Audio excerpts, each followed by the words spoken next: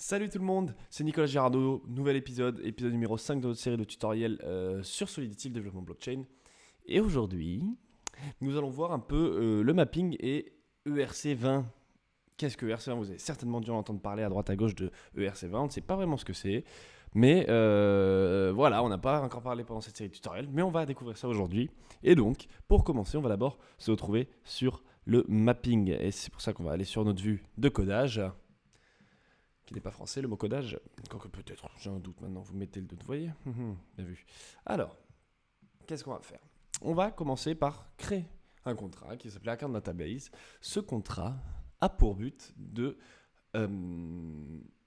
garder un livre de compte en fait d'un objet qu'on a nous. Voilà, de token pour un exemple. Vous voyez vers où on va. On va vers petit à petit le RC20. Qu'est-ce que le RC20? Eh ben, on va en discuter maintenant et on va voir ça ensemble sur ce projet du coup. Alors, pour faire ça, on va faire un mapping. Qu'est-ce qu'un mapping? Un mapping, c'est un objet Solidity qui correspond un peu à une map. Si vous connaissez un peu ce qu'est une map. Excusez-moi, je fais juste ça. Public et balances. Donc, qu'est-ce que c'est? Un mapping, c'est un peu comme une map dans les autres langages, et ça va associer un type à un deuxième type. Donc ça va faire des paires, en fait, ça va aller ensemble. Et donc on peut imaginer que pour une adresse, du coup, c'est égal à 0. Vous voyez, ma particularité du mapping, c'est que, tout simplement, une adresse, le mapping, pardon, la case adresse, elle contient toutes les adresses possibles et imaginables. Imaginables, oui. C'est-à-dire que toutes les adresses possibles sont. Notre balance a déjà toutes ces adresses-là stockées. C'est-à-dire que si je fais balance d'une adresse maintenant, comme réponse, je vais avoir 0. Parce que la valeur par défaut de une, c'est 0. La valeur par défaut d'un booléen, par exemple, c'est true, c'est false. Et donc, on pourrait avoir le même système, un mapping d'adresse vers booléen, et ça nous ferait que pour chaque adresse, ça serait toujours égal à faux. Elles existent toutes, en fait. Il n'y a pas de création d'objet d'adresse. Cette fois-ci, on peut faire mapping de adresse vers un uint. Et donc, ça veut dire que si j'essaie d'accéder à mon balance, on y accède comme ceci, comme vous allez voir sur la ligne précédente suivante. Balance de message.sender, supposons, est égal à... voilà, si ça, j'essaie d'accéder à ça, pardon. Cette ligne-là, en fait, ça va être égal à 0. Voilà, alors que je ne l'ai pas initialisé où que ce soit. Toutes les adresses sont déjà initialisées. On va aussi faire un uint public total supply qui va représenter l'intégralité des tokens que j'ai. Alors, on va pas vraiment faire un token ERC20 parce que c'est long à faire et c'est long à expliquer. On va faire, nous, quelque chose d'assez simple pour expliquer ce que c'est. Pour expliquer grossièrement ce que c'est. Donc, un account database qui va être public. Donc, ça, c'est le constructeur. C'est comme si je faisais quelque chose là-haut, sauf que je vais le faire ici. Et on va lui donner un total supply. Total supply égale un ether. Alors, quand j'écris un ether, faites bien attention, vous voyez, c'est écrit un ether égale 1 fois 10 puissance 18 way. Notez que je ne suis pas en train de stocker un ether dans mon total supply. Non, je stocke la valeur d'un ether en way, donc 10 puissance 18 là-dedans. Donc ça fait que total supply est égal à 10 puissance 18. Aucun rapport avec l'ether, juste 10 puissance 18. Et on va dire que la balance de la personne qui publie le contrat, parce qu'encore une fois, message.sender du constructeur, c'est la personne qui a publié le contrat, est égal à total supply. Voilà.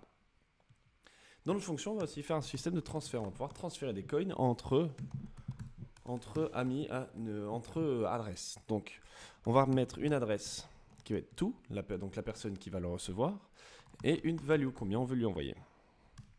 Et on va faire public returns bool success. Voilà. Donc, dans notre fonction, ce qui va se passer, c'est qu'on va vérifier, tout simplement, d'abord, que la balance de la personne qui a envoyé qui veut transférer ces données, soit supérieure à la value qu'il a demandé. Parce que si ça, c'est supérieur, s'il demande d'envoyer plus, c'est normal que ça ne marche pas. Donc hop. Une fois que ça c'est fait, on va faire balance de la personne qui va censée être recevoir, donc tout, plus égal value. Donc là, on va lui rajouter la value qui a été envoyée. Ensuite, on va soustraire cette balance au message.sender. Oups, pardon. Message.sender. Voilà, donc on va la soustraire. Et ensuite, on va faire return true. Donc voici une fonction transfert toute bête. On va pas s'embêter à faire plus que ça. Pour l'instant, c'est suffisant pour le transfert. On pourrait supposer qu'il y ait des coefficients. Si on prend une fees, par exemple, on peut dire, bah voilà, supposons qu'on veut faire une FIS rapide sur les transferts, on peut faire que new int, pardon, supposons, je ne vais pas le tester comme ça, mais new value est égal à value. Par exemple, on va supposer qu'il y a un taux fixe qui a 5 way à enlever à chaque truc. C'est pas énorme 5 way, mais bon, on peut imaginer que ce soit comme ça, mais on va pas le faire. Et là, au lieu de ça, on va faire un new value, et puis là, on va enlever bien value à celui-là. Et ça fait que cette new value, ils vont disparaître, tout simplement, ça burn ces tokens-là. Voilà. Ensuite, on va faire un système d'achat de tokens. Alors, comment on va pouvoir acheter ces tokens-là? Encore une fois, normalement, ça passe par une ICO, hein, mais là, je fais vraiment très très simple. On peut imaginer que, donc vous vous rappelez ce que j'ai dit au dernier épisode, ce type de fonction-là, vous voyez, cette fonction n'a pas de nom. Elle n'a pas de nom parce que c'est juste une fonction qui va être exécutée quand on va faire une transaction normale vers ce contrat-là. Comme on fait une transaction Ethereum vers n'importe quelle autre adresse, supposons qu'on prenne l'adresse du contrat, qu'on fasse une transaction normale sans appeler une fonction, c'est celle-là qui va être appelée. Et donc, on peut dire total supply plus égal message.value, parce qu'encore une fois, on a fait ça, hein, un Ether, donc voilà. En gros, c'est un token est égal à pardon, ouais, on va faire ça, ouais. Un token est égal à 10 puissance 8, 10 puissance 18 Ether. Non, way. Un token est égal à, j'y arrivé. Un token est égal à 1 way. Donc voilà. Donc 10 puissance moins 18 Ether. Ça, vous avez compris? C'est bon. Et on va faire ensuite balance de la personne qui a effectué cette transaction plus égal value. Donc voilà à quoi ça sert. Comment on peut faire ça? Message.value, excusez-moi. Donc voici comment on peut acheter nos tokens maintenant. Mais on va aussi faire une fonction où tout simplement, au bout d'un moment, on a envie de récupérer tout simplement des tokens. Et donc on va l'appeler withdraw. Comment on va pouvoir récupérer nos tokens? Donc withdraw, on va faire, qui va être public, pardon, on va y arriver, public, et on va faire message.sender require. Alors attendez, on va recommencer. Excusez-moi, value, int value, et on va faire message.sender. Oh là là, compliqué, hein. Require message. Non plus, toujours pas. Require balance de message.sender. Que cette fois-ci soit supérieur encore à la value, ce qui veut supérieur ou égal cette fois-ci pour qu'il puisse tout le temps le voyer. Pareil ici, excusez-moi, j'ai mis strictement supérieur, mais c'est supérieur ou égal évidemment. Supérieur ou égal à.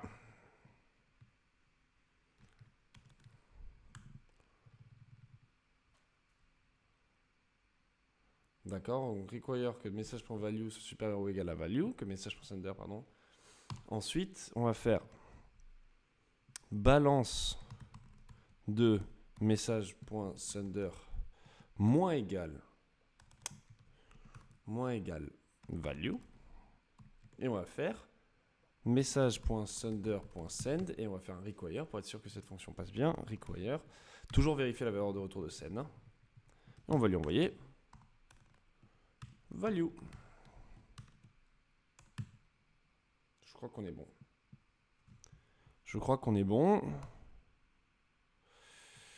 Non, parce qu'il faut qu'on baisse aussi la total supply. Moins égal value. Voilà. Donc voici comment notre token est créé. Il n'y a pas besoin de plus de choses que ça. C'est un token très très basique, c'est pas un token ERC20. Je vous expliquerai pourquoi ensuite. Mais on va tester tout ça. Donc on va faire un truffle console. J'ai mon ganache qui tourne en fond à chaque fois, sinon ça ne fonctionne pas. Voilà. Compiler. Un petit peu de temps. J'espère qu'il n'y a pas de problème. Voilà, on va migrer. Et on a notre adresse. Donc, qu'est-ce qu'on fait quand on a notre adresse? Var ctaddr est égal à, on ouvre les côtes, on colle et on ferme les côtes. On va faire aussi une ABI. Donc pour ça, vous vous rappelez ce qu'on fait, hein, encore une fois, excusez-moi si je me répète, mais s'il y a des personnes qui prennent à ce moment-là au moins, il n'y a pas de problème. On prend l'ABI, hop, qui est là. J'ai pris la baie de migration. Ah bah, j'allais aller loin, moi, comme ça. Hop. Voilà. On va dans un Google Chrome, on le colle, on le réouvre, on le recopie. Hop. Var ct abi égale. Voilà. Et ensuite, on va faire ct var ct égale contract web3.th .contract de ct abi et var ict est égal à ct.add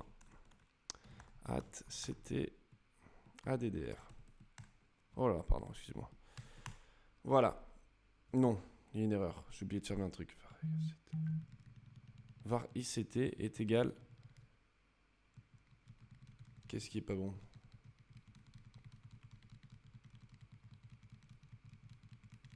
Ah, alors attendez 2 secondes.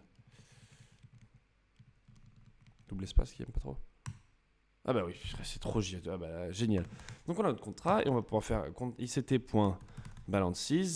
Donc ça ils vont dire il manque un paramètre parce qu'il faut passer une adresse. Donc ce qu'on va faire, c'est qu'on va faire ACCT0, un peu comme la dernière fois, est égal à web3.eth.accounts de 0 et ACCT1 est égal à web3.eth.accounts de 1.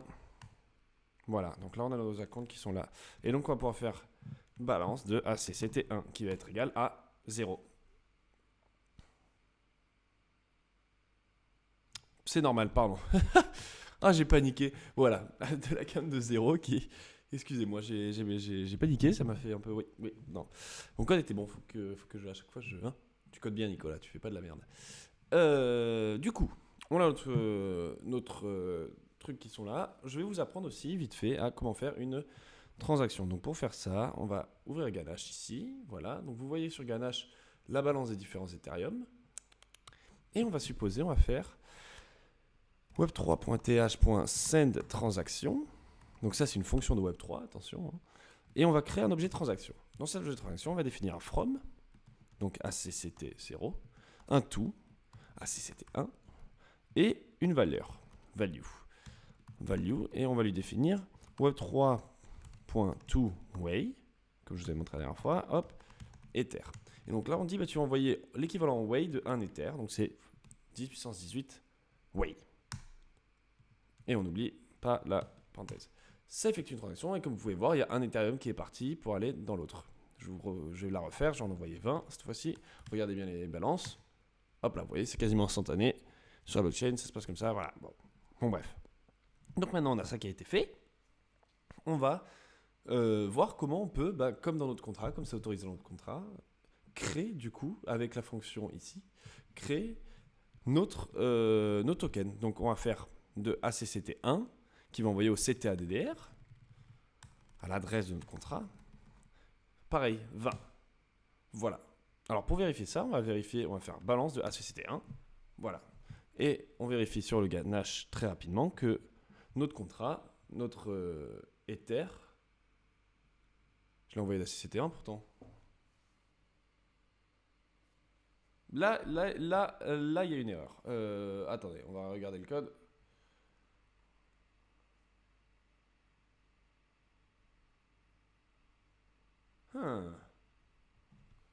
C'était 1.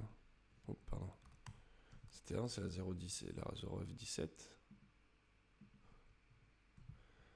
Oh non, en plus il y a la barre qui s'est mise maintenant. Ah, ça m'embête ça. Alors attendez 2 petites secondes. Hop.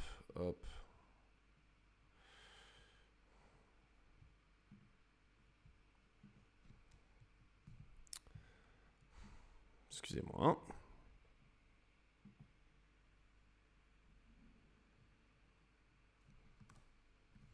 Voilà, hop, on va réessayer. Avec le Ganache.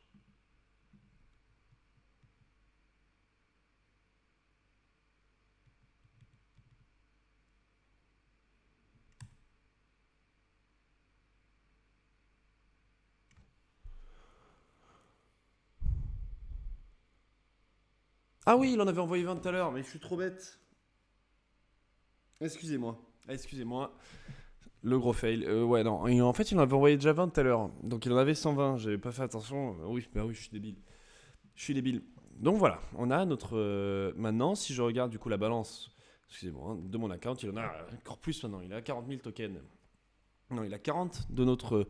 40 fois 10 puissance 18 de nos, entre guillemets, tokens. Et on va décider de transférer, donc faire appel à une fonction de transfert. Donc, on va faire ict.transfert. Et on va envoyer à notre premier account, donc to ACCT0. Value, on va lui envoyer web3.toWay de 35, virgule Ether, ce qui peut se permettre. Et on va faire un objet de transaction from ACCT1. On ferme les guillemets, on ferme ça, hop, et on lance tout ça. Invalide or unexpected token. Oh là là, compliqué, hein. Voilà. Voilà. Donc, maintenant, si je regarde les balances de mon ACCT1, il est inférieur. Vous voyez, 35, c'est 5, c'est pas exactement la même chose. Et si je regarde la ACCT0, il devrait en avoir. ACCT0, il y en a 36, parce qu'il y en avait déjà une. Et maintenant, cette personne-là, elle veut withdraw. Alors, comment elle va withdraw? Eh bien, elle va appeler withdraw. ict.withdraw. Il va décider de retirer toWay. Alors, on va ouvrir le gainage parce que c'est intéressant. Web3.eth.toWay. Non, Web3.toWay directement. Il va en retirer 20 Ether. Et en retirant 20 Ether, qu'est-ce qui va se passer? Sachant qu'il va d'abord définir from ACCT0. Et il va récupérer 20 Ether, comme vous voyez là. Et si j'essaie de le relancer, vu que la valeur est supérieure, on va avoir une erreur. Parce que je ne peux pas retirer plus que j'ai. Ce qui est logique. Alors, qu'est-ce que ça permet de faire, ça? Ça permet de faire pas grand-chose. Hein. Un contrat comme ça sert strictement à rien, mais c'était une façon de voir le mapping. Et maintenant, on va vite fait discuter de en quoi il est différent d'un ERC20. Alors, un ERC20, c'est un token qui est basé sur la blockchain par un standard de développement. En fait, il y a quelqu'un qui s'est dit, écoutez, si on est plusieurs à vouloir développer les tokens, qui était à la base